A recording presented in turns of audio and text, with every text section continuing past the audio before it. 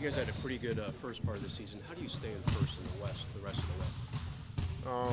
Keep coming in and have practices like we had today. Keep getting after it. Staying in the moment, taking it game by game. We know this is technically the second half of the season where guys come back from All-Star break and teams pick it up. And so we have to do the same thing, but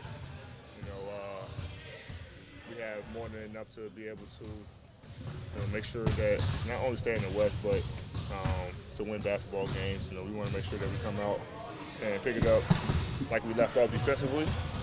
We know it's probably be a little rust offensively, but defensively we can control that. I think we'll be fine. LeBron, what are some of the things you want the team to work on? Obviously, a pretty good first part of the season. What about the second part? No, I just want to continue to get better. We continue to get better every day, and we put ourselves in a position where we can win. And that's all you can ask for. You joked that you were in your Instagram story retired from the All-Star break. Me too. How was it, and how are you feeling as you find like a couple of days to kind of reset? I wish I had a couple more days.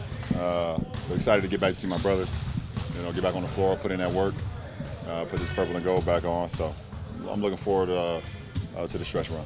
LeBron, you sent 23 students from the I Promise program to NBA All-Star Weekend. Talk about what type of experience that you wanted them to get from that. Just feeling to be able to have a good time and be around the sport that I love, that I grew up loving and still love to this day. Just being able to experience, them being in the community, being able to help others, coming to the practice on Saturday, being a part of that, just seeing everything that All-Star has entailed. So it's great to have my kids up there in Chicago, allowing them to experience Chicago throughout, probably it's the best weekend in the NBA, and that's All-Star Weekend. Talk about the importance of the I Promise program to you. Just trying to give my kids an outlook on life that may be greater than it was before I got to them. Give them an opportunity to be as special and as great as they can be, and just using my influence, using my platform, using my my inspiration is to help them believe that they can be anything in the world. Yeah, and you have the children's book coming out now. Yeah. I Promise, that's amazing. It's pretty cool. Yeah, it's pretty cool. You gonna pick one up? Absolutely. I appreciate it. Get multiple copies. DeMarcus went on a podcast with Matt Barnes and Steve Jackson over the weekend and spoke about how he envisions his role in the playoffs with his team. He said that he can operate on the block and he'll be ready to catch and shoot. You guys thus far haven't made any moves at the trade deadline or in the buyout market. How do you view DeMarcus as a potential piece down the line with this group?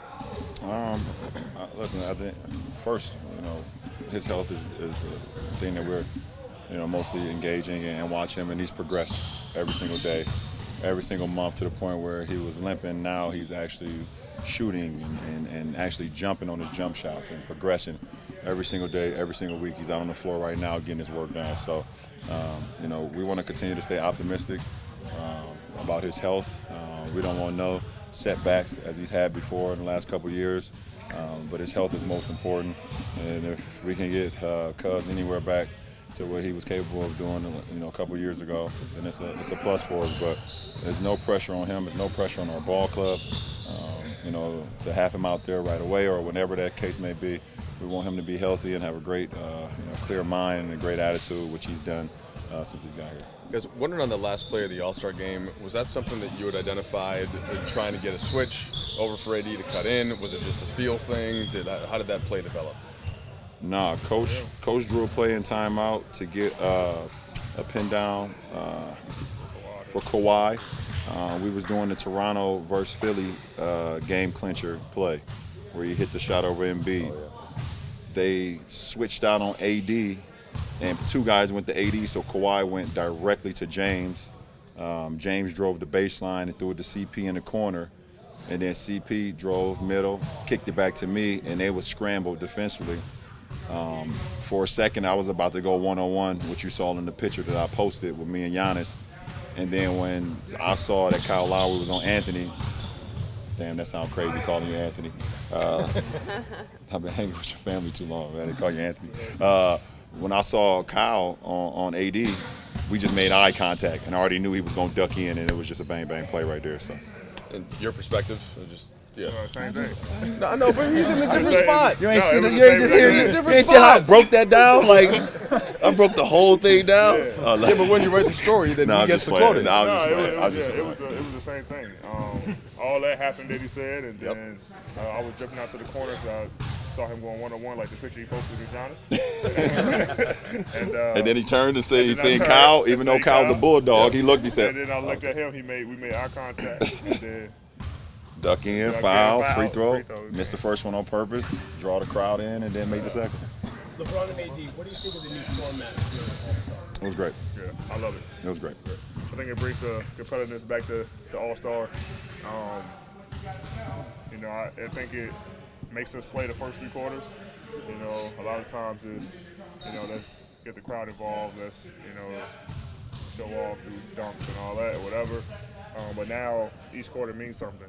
And so I think it brings the fun back to the game. I think it was actually like 15 minutes of actual game time because there was no running clock. Did you In the feel fourth? that? Yeah, in the fourth. Did you feel that at all? I felt it after the game. For sure. You didn't see me at the podium? I kicked my shoes off. I was dead tired. Yeah. I was ready to get a glass of wine after that one. That's for sure. You were talking before about having the I Promise kids there in Chicago. What was it like for both of you guys having the kids that you were playing for in the crowd watching you guys play? In terms of the organizations. It was dope for me just because I'm from there, and the organization we was playing for actually heard him before. And so I think it was even, he actually asked me which one to pick, and so it meant a lot more to me. And to have them, I think that was the first time we actually had them sitting right there next to us, and they when Giannis' team go up, they screaming Giannis, and when our team go up, they screaming Team LeBron, and so it's like it giving us extra energy, extra motivation to win a quarter. So I think that was pretty dope, and I think the dopest part is when we won, they all just like ran on the floor, and so it was dope. I like that concept of bringing both charities there and cheering us on. Is there any way that you guys will implement that very lost community across the country? Yeah, I think for both of us, community is a big thing. It means a lot to us, and any way and any chance we get an opportunity to impact the community, whether it's bringing kids to a game or actually going down the community and doing something physically, we try to do so. Last 2 questions, please. LeBron, what's been your approach after the All-Star break on how to get the team moving forward? I think this case 29 games left, I think. Stretch run. We know how important it is. We know how important every game is. And how we can continue to get better and better and better each and every day. It's all part of the process. So can't shortcut the process. We're not going to think too far ahead. We're going to approach tomorrow like this is our own Game 7. We're playing Memphis Grizzlies, and we need to go at them as we know they're going to go at us, and we just build on that. For me personally, it's my leadership. It's the way I play the game. It's the way I approach the game. It's my mindset to lead these guys every night we go on the floor. So I'm looking forward to these next 29.